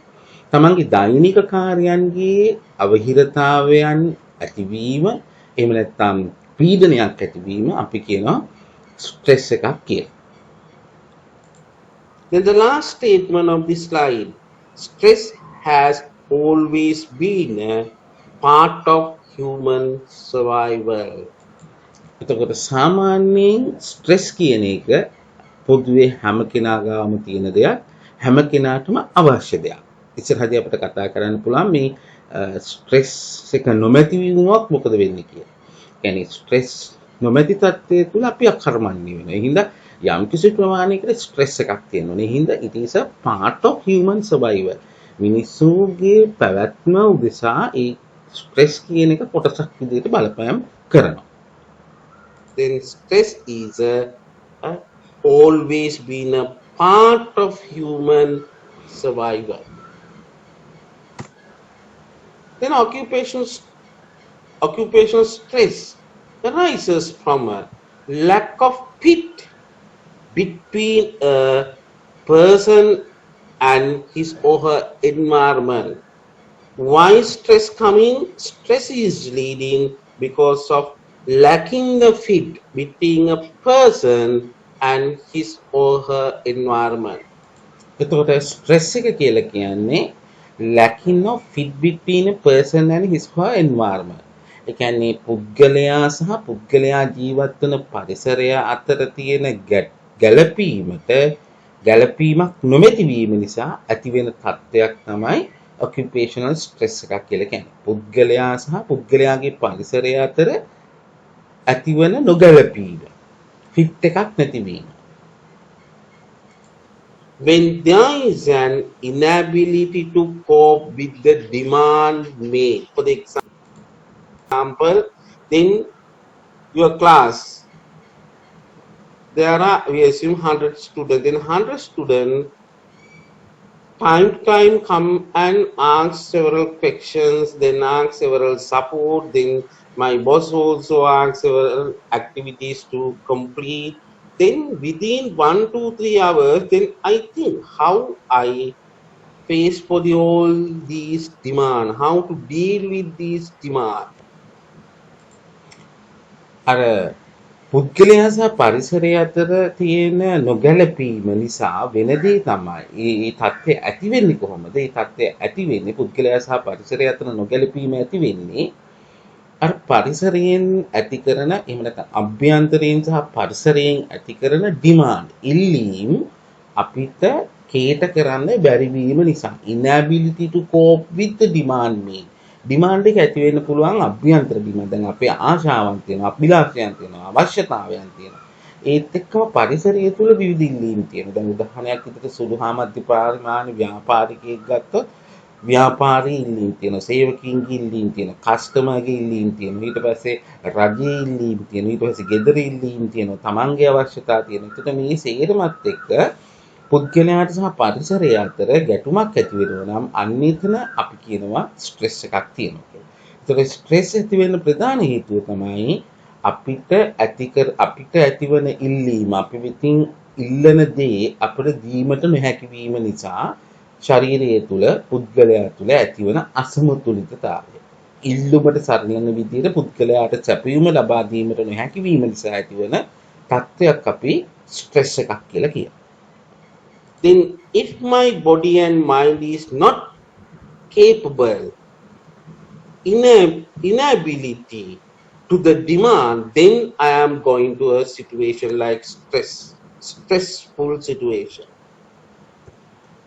Then stress is the body's reaction to a change that require physical, mental, emotional adjustment.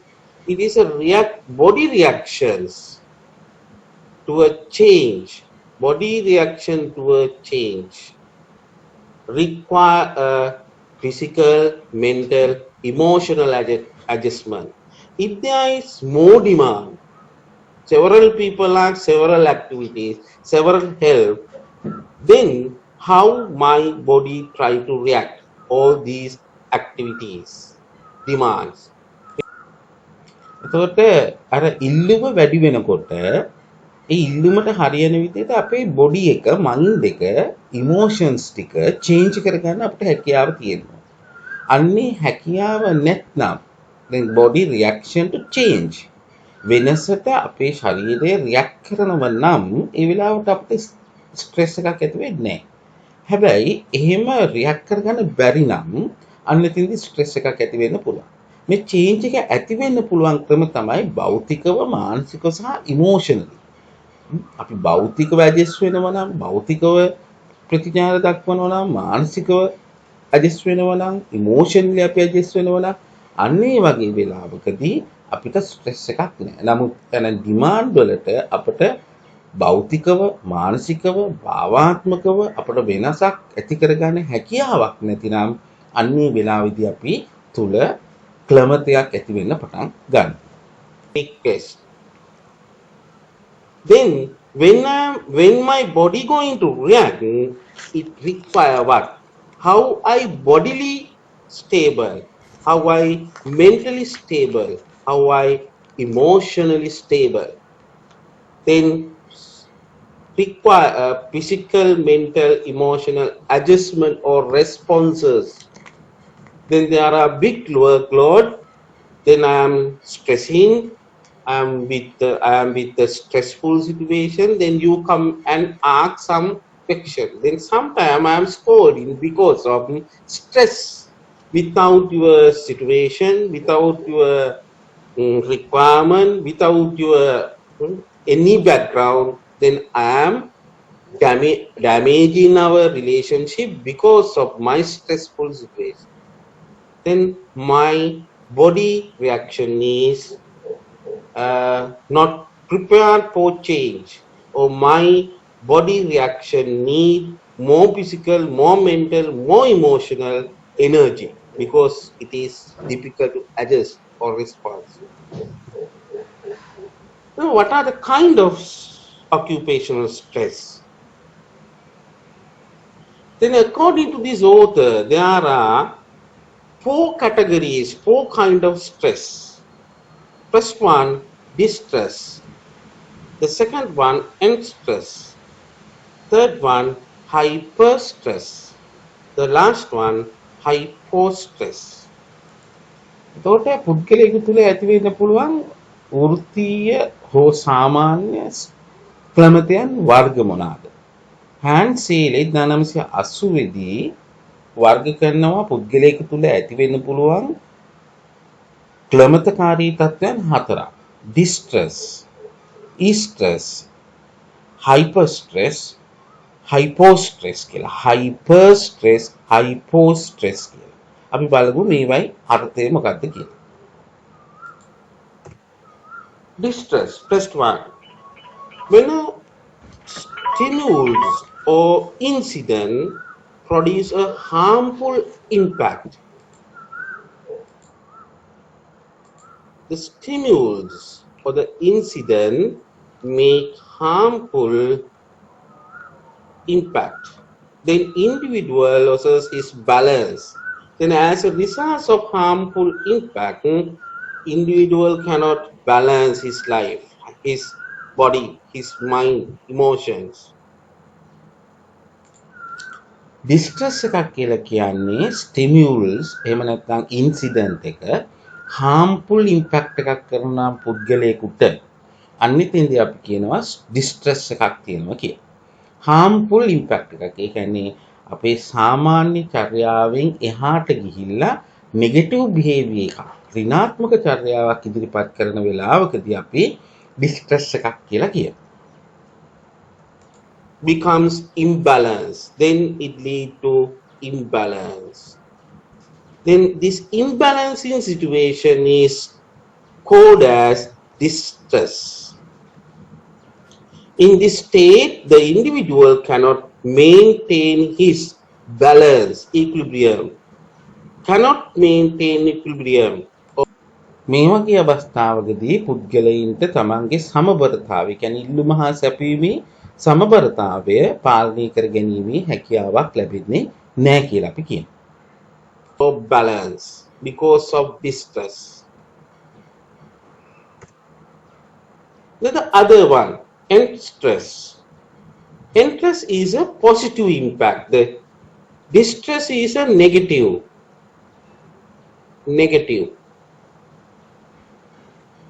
Then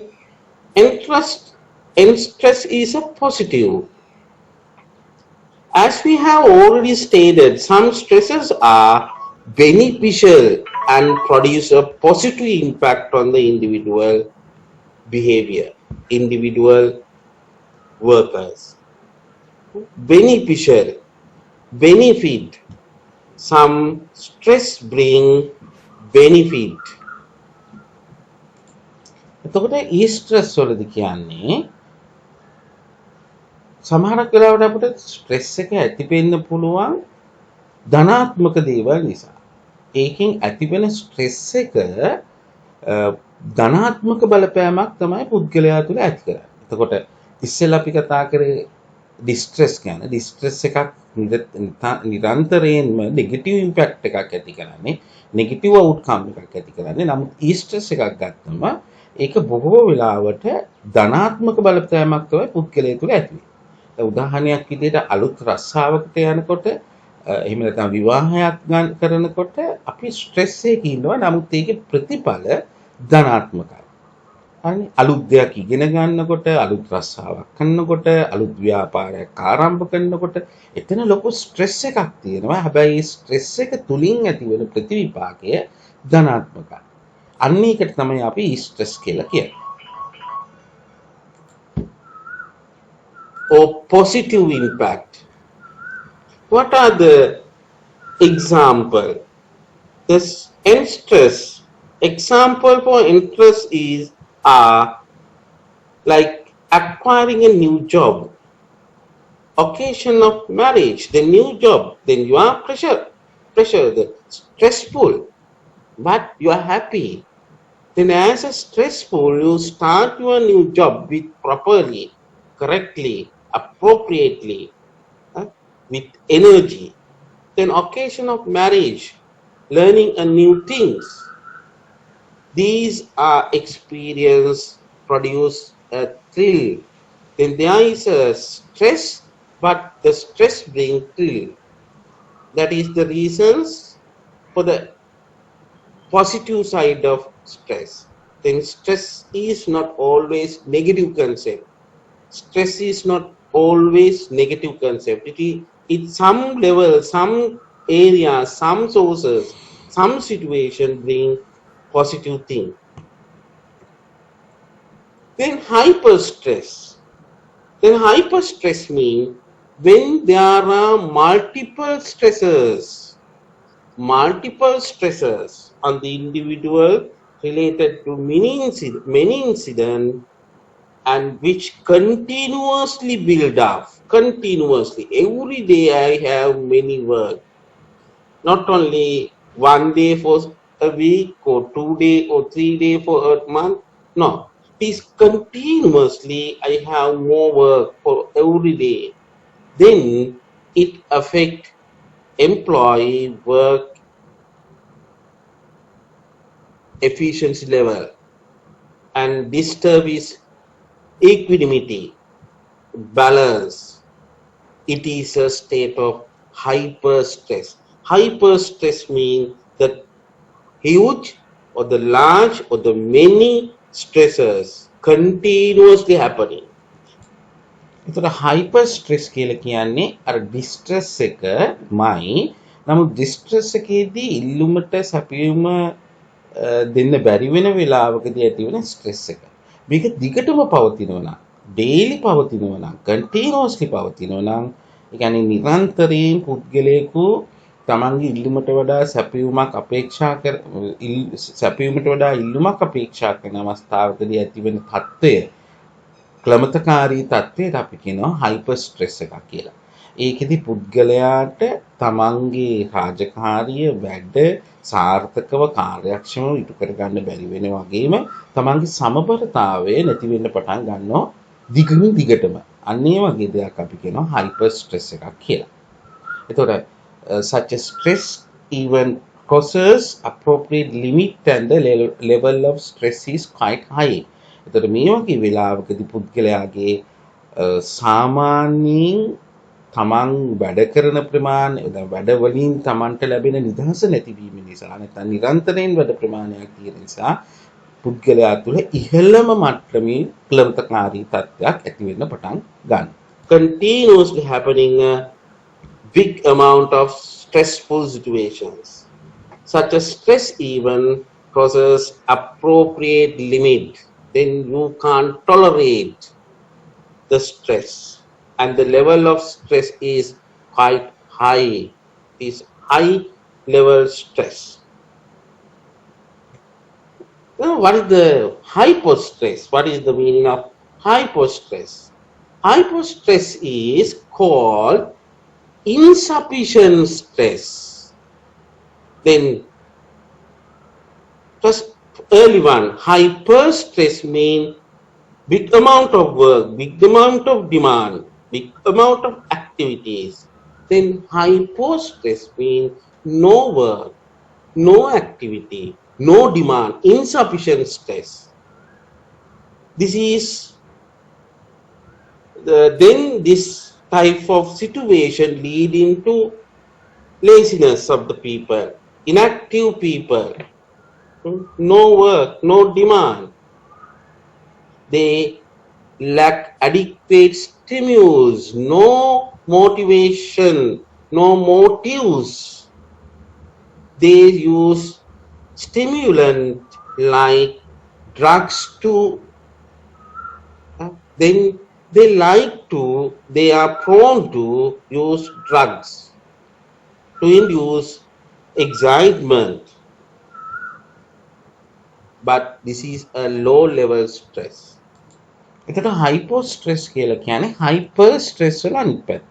hyper stress වල දිගටම පුද්ගලයාගේ සැපයුමට වඩා ඉල්ලුම් ප්‍රමාණය වැඩි වෙනවා. මෙතෙන්දි වෙන්නේ පුද්ගලයාට හයිපෝ ස්ට්‍රෙස් වලදී වෙන්නේ පුද්ගලයාට ඩිමාන්ඩ් එකක් නැහැ. insufficient stress එකක් නැහැ. එතකොට ස්ට්‍රෙස් එකක් නැහැ කියලා කියන්නේ පුද්ගලයා කම්මැලි එහෙම නැත්නම් ක්‍රියාකාරී නැති පුද්ගලයෙක් බවට පත් වෙනවා. එතකොට මේකේ අතුරු ප්‍රතිවිපාකය තමයි මේ ස්ට්‍රෙස් එකක් නැතිවීම නිසා. කියන්නේ බිසිනස් එකක් නොවන නිසා. එහෙම නැත්නම් පුද්ගලයා ක්‍රියාකාරී පුද්ගලයෙක් නොවන නිසා ක්ලමතකාරී තත්ත්වයක් ඇති වුණාම ඒක මැඩ පවත්ව ගන්න ඩ්‍රග්ස් වගේ දේවල් පාවිච්චි කරන්න පටන් ගන්නවා. තමන්ගේ ස්ට්‍රෙස් එක නැති කරගන්න ඩ්‍රග්ස් වගේ දේවල් පාවිච්චි කරන්න පටන් ගන්නවා. දැන් බොහෝ වෙලාවට මේ කොවිඩ් කාලය තුල ගොඩක් රාජ්‍ය සේවකයෝ අනිකුත් සේවකයෝ ගෙවල් වලට හිර වුණාම ඇතිවෙන ස්ට්‍රෙස් එකක් තමයි මේ හයිපෝ ස්ට්‍රෙස් එක. ඒ කියන්නේ වෙනද උදේට වැඩට යනවා, වැඩට ගිහිල්ලා වැඩ කරනවා, ඊතර කට්ටියත් එක්ක ගනුදෙනු කරනවා, ඊට පස්සේ හවසට බස් එකේ ට්‍රේන් එකේ එනවා. ඒ සම්බන්ධතා නැතිවීම නිසා, ගෙදෙට්ට වෙලා ඉන්න වීම නිසා සමහරක් වෙලාවට පුද්ගලයින්ට වැඩ නැතිවීම නිසා ස්ට්‍රෙස් එකක් ඇති වෙනවා. දැන් සාමාන්‍යයෙන් පහුගිය දවස්වල මම දැක්ක Facebook එකේ නෙවෙයි ඇත්තටම YouTube එකේ ගියේ මේක ලංකාවේ පිරිමි අය ගෙදර නතර වීම නිසා කාන්තා හිංසනයට ලක් වෙලා. පිරිමි අය කාන්තාවන්ගෙන් හිංසනයට ලක් වෙලා. කියන්නේ ගෙදර වැඩ වෙන්න පුළුවන්, බැනුම් අහනවා වෙන්න පුළුවන්. එතකොට ඒ නිසා ස්ට්‍රෙස් ඇති වෙලා තියෙනවා. එතකොට මට මතක විදිහට නෙදර්ලන්ඩ් වල හරි ජර්මනියේ හරි කොහේ හරි රටක වෙනම හොට්ලයින් එකකුත් තියෙනවා. ඒ කියන්නේ මේ තත්ත්වය නිසා පිරිමි අය ගෙදෙට්ට වෙලා ඉන්නකොට ඇතිවන කාන්තාවන් නිසා ගෙදර දොර ප්‍රශ්න නිසා ඇතිවන අසහනකාරී තත්ත්වය ස්ට්‍රෙස් සිටුේෂන් එක ඇති වෙනවා නම් මේව දැනුම් දෙන්න හොට්ලයින් එකක් පාවිච්චි කරලා තියෙනවා. ලංකාවේ තාම මේ තරමට ගිහින් නැහැ. එතකොට මේ වැඩ නැතිවීම නිසා ඇතිවන ස්ට්‍රෙස් එකට අපි කියනවා හයිපෝ ස්ට්‍රෙස් එක කියලා. එතකොට දැන් බලන්න වැඩ නැති වුණත් ස්ට්‍රෙස් එකක්, වැඩ තිබුණත් ස්ට්‍රෙස් එකක්. ඊට පස්සේ දිගින් දිගටම ඉල්ලුමට සරිලන ප්‍රමාණයෙන් සැපයුම දෙන්න බැරි වීම නිසා ස්ට්‍රෙස් එකක් ඇති වෙන්න පටන් ගන්නවා. වගේම සමහරක් ඉල්ලුම නිසා අපි තුල ධනාත්මක ප්‍රතිචාරයක් නැති වෙන්න පුළුවන්කම තියෙනවා. ඒතකොට මේ ස්ට්‍රෙස් කියන එක සාමාන්‍යයෙන් අපි දකින්නේ ඍණාත්මක වුණාට හැමතිස්සෙම ස්ට්‍රෙස් කියන එක ඍණාත්මක නෑ. ඒ හින්දා තමයි part of the human survival කියලා මේක කියන්නේ. පුද්ගලයාගේ survival එකට ස්ට්‍රෙස් එක අනිවාර්යයෙන් අවශ්‍යයි කියන එක. Then low level stress also leading to bad behavior, or it is significant. Low level stress leading to low performance. High level stress also leading to low performance. Therefore, as a worker, as a human, we have to maintain sufficient level of stress for the performance. For the example, here the stress level low, high. This is the performance level. Low, high. Then the stress behave like this. Low stress level mean low performance. High stress level mean low performance. Then you can gain high performance through moderate stress level. මේ graph එකකින් පැහැදිලිව පෙන්නනවා අඩු ක්ලමතකාරී තත්ත්වයක් තුළදී අඩු කාර්යඵලයක්, ඒ වගේම වැඩි ක්ලමතකාරී තත්ත්වයක් තුළදී අඩු කාර්යඵලයක්. එහෙමනම් පුද්ගලයෙකු ප්‍රශස්ත කාර්යඵල ලබා ගන්න නම් යම්කිසි ආකාරයක මධ්‍යස්ථ ස්ට්‍රෙස් ප්‍රමාණයක් තියෙනවා කියලා. මොඩරේට් ලෙවල් ස්ට්‍රෙස් එක මොඩරේට් ලෙවල් එකකින් පවත්වාගෙන ගියොත් තමයි පුද්ගලයාට ඉහළ කාර්යඵලයක් ලබා ගන්න පුළුවන් වෙන්නේ කියලා කියනවා. Moderate stress level. Then here I explain 4 types of stress: distress, enstress, hyperstress and hypostress. Then these 4 can explain using this picture. Then stress, here the stress, then harmful effect of stress. Explain distress. Example, death of family member, lost something, your lost of your pocket, wallet, bag, computer, laptop, phone, Then illness, example. These are harmful but beneficial benefits. It is and stress. Example, promotion, new job, marriage, exciting work. Those are the sources bring the stress as well as benefits. Then high level stress, hypostress, hyperstress, hyperstress. Example, family workload, many appointment, social workload, excessive office workload. Then all these examples explain the hyperstress. It is high level stress. Then low level stress, hypostress. What are the hypo? Example for hypostress: boring, no work, new place, loneliness. Those are the examples for hypostress.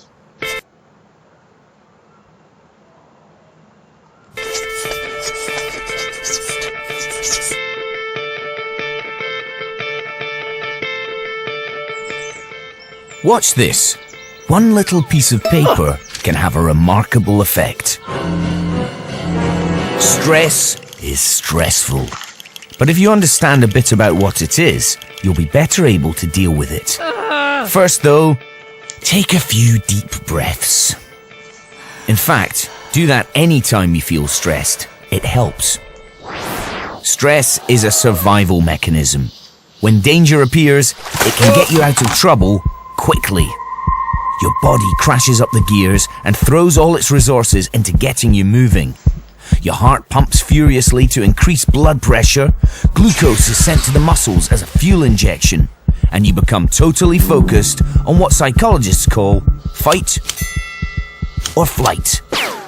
Thing is, this emergency state is only meant to last just long enough to get you out of danger. But here in the 21st century, we stress about different things, and for much, much longer. Your brain and body stay on red alert, and you'll be less able to think clearly, learn, or remember things. Take a few more deep breaths, because as you now know, stress is a physical reaction, and deep breathing helps to counteract its effects. So, what else can you do? Okay, top tips to reduce stress. First, get plenty of exercise. Let out all that locked up energy. Now, back to the problem. Get in control. Scope out the situation and how you're going to tackle it. Don't stress alone. Talk to someone. Socialize. And have a laugh. You can't laugh and quake with fear at the same time. Get down with nature on a big or small scale. And if your mind won't stop worrying, give it something else to do instead.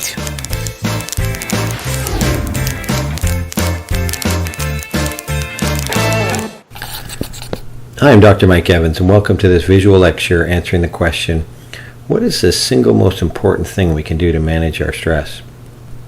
A few years ago, we moved our family to France for 3 months. It was the time of the European Cup football championships, and so we would take our kids to the local bar to watch the game on TV. Watching the moods of people from different countries swing from pure joy to total anxiety to despair and back again was as entertaining as the game itself. And I wondered if there was any scientific analysis of how this kind of stress affects people. And it turns out there has been a study. In the quarterfinal of the 1996 championships between the French and Dutch teams, a draw at the end of overtime resulted in a sudden death penalty shootout, which was won by the French. When researchers looked back to see if there were health changes on that day, it turned out there was a relative increase in the risk of death from a heart attack by about 50% among the Dutch men on the day of the match compared with the 5 days on either side of the match. There was no such effect on French men, or women from either country for that matter. So this story is striking because it's about one event and really one negative health outcome of stress. But in reality, stress is very complex, multiple factors and multiple outcomes. The physiologist sees stress as increased blood pressure, heart rate, or changes in the chemicals that modulate the immune system. The social worker sees vulnerability with compromised social networks, coping, and problem-solving skills. The doctor sees increased visits. It's estimated that up to 70% of primary care visits are stress-related. Worse health outcomes, bad self-treatment with alcohol and drugs, gateways to depression and anxiety, and of course a worse quality of life. These perspectives represent the standard negative picture of stress, but I believe we also see a positive side to stress. Athletes who are able to find a stress level that is high, but not too high for optimum performance. Executives or mothers or aid workers who manage stress like a bicycle tire. They regulate enough pressure to keep rolling, but not too much so that if they hit a bump, they explode. And to me, this is really the most interesting question when we look at stress and health. How do some people undergoing intense stress remain healthy and even thrive, and what makes them stress resistant? Well, I think the answer is big and includes factors like how much control people feel they have in their lives, their social network, and I mean that in the old sense of the word, openness to change, attitudes like optimism, self-care skills such as exercising and humor, and so on. Research on mental health shows that we have sort of bento boxed more severe mental health issues and tried to figure out what works and what doesn't, which is great, but we've done much less research on the most common problem, stress, and when it is studied, it's usually in the context of other diseases. So based on the current literature, my pick for the single most effective treatment for managing stress is actually kind of a simple one. Change your thinking style. Most people think stress is something that happens to us, like a piece of steel on a bridge that is constantly being stressed and then eventually snaps. This is the physical model, but it's actually not the human model. The difference is that stress passes through a 2-pound piece of tissue on the top of your face called your brain. So we say things like, my job is stressful, or my friend Sylvia is stressing me out. But in fact, we create the stress in our brains. Your work or Sylvia isn't stressful. It's your thinking that brings the stress. Your brain is the volume dial that can turn the stress up, but I think it can also turn it down. People think we're born with certain attitudes and a thinking style, but the truth is stress management is a skill that can be learned. Dr. Mats Gullikson and his colleagues in Uppsala, Sweden, published a trial in 2011 in the Annals of Internal Medicine, following over 400 people, mostly women, who had had significant heart events such as a heart attack or bypass surgery. Half the group received usual care, and the other half got usual care plus cognitive behavioral therapy, or CBT. CBT has become an umbrella term where you learn practical techniques such as problem solving, relaxation, and challenging common thinking traps. So for example, a negative filter. So 5 people say, great job, and 1 says nothing, and you think you blew it. Fortune telling. I'm not going to that job interview. They'll just reject me. Mind reading. A friend walks by you without noticing, and you assume he dislikes you now. Polarizing or black and white thinking. I failed my diet by eating that piece of cake. Now I might as well eat the whole thing. And so on. And a thought record is then used to reframe your automatic thinking into more healthy thinking. As the American psychologist William James said over 100 years ago, the greatest weapon against stress is our ability to choose one thought over another. So the researchers wanted to see if people could use these techniques to reduce the daily experience of stress, time urgency, and hostility. And if so, did that lead to better outcomes? So not a drug, not a diet, not a stent, just changing the way you think. The participants were followed for over 7 years. Those that got the CBT had a 41% reduction in heart attacks and a 28% lower death rate. The more CBT sessions a person attended, the better they did. Now, another way to change your thinking style in order to reduce stress is through the use of mindfulness techniques. Mindfulness used to be more for what I would call the kumbaya crowd, but programs have actually become much more mainstream. In fact, my patients who have heart attacks or have chronic diseases now often take a mindfulness course as part of their treatment, and there's a growing evidence about its effectiveness. A recent trial following clinically depressed patients by Dr. Zindel Segal and colleagues from the University of Toronto is a good example. When the patients experienced remission, they were randomized to an antidepressant or a placebo or mindfulness-based cognitive therapy.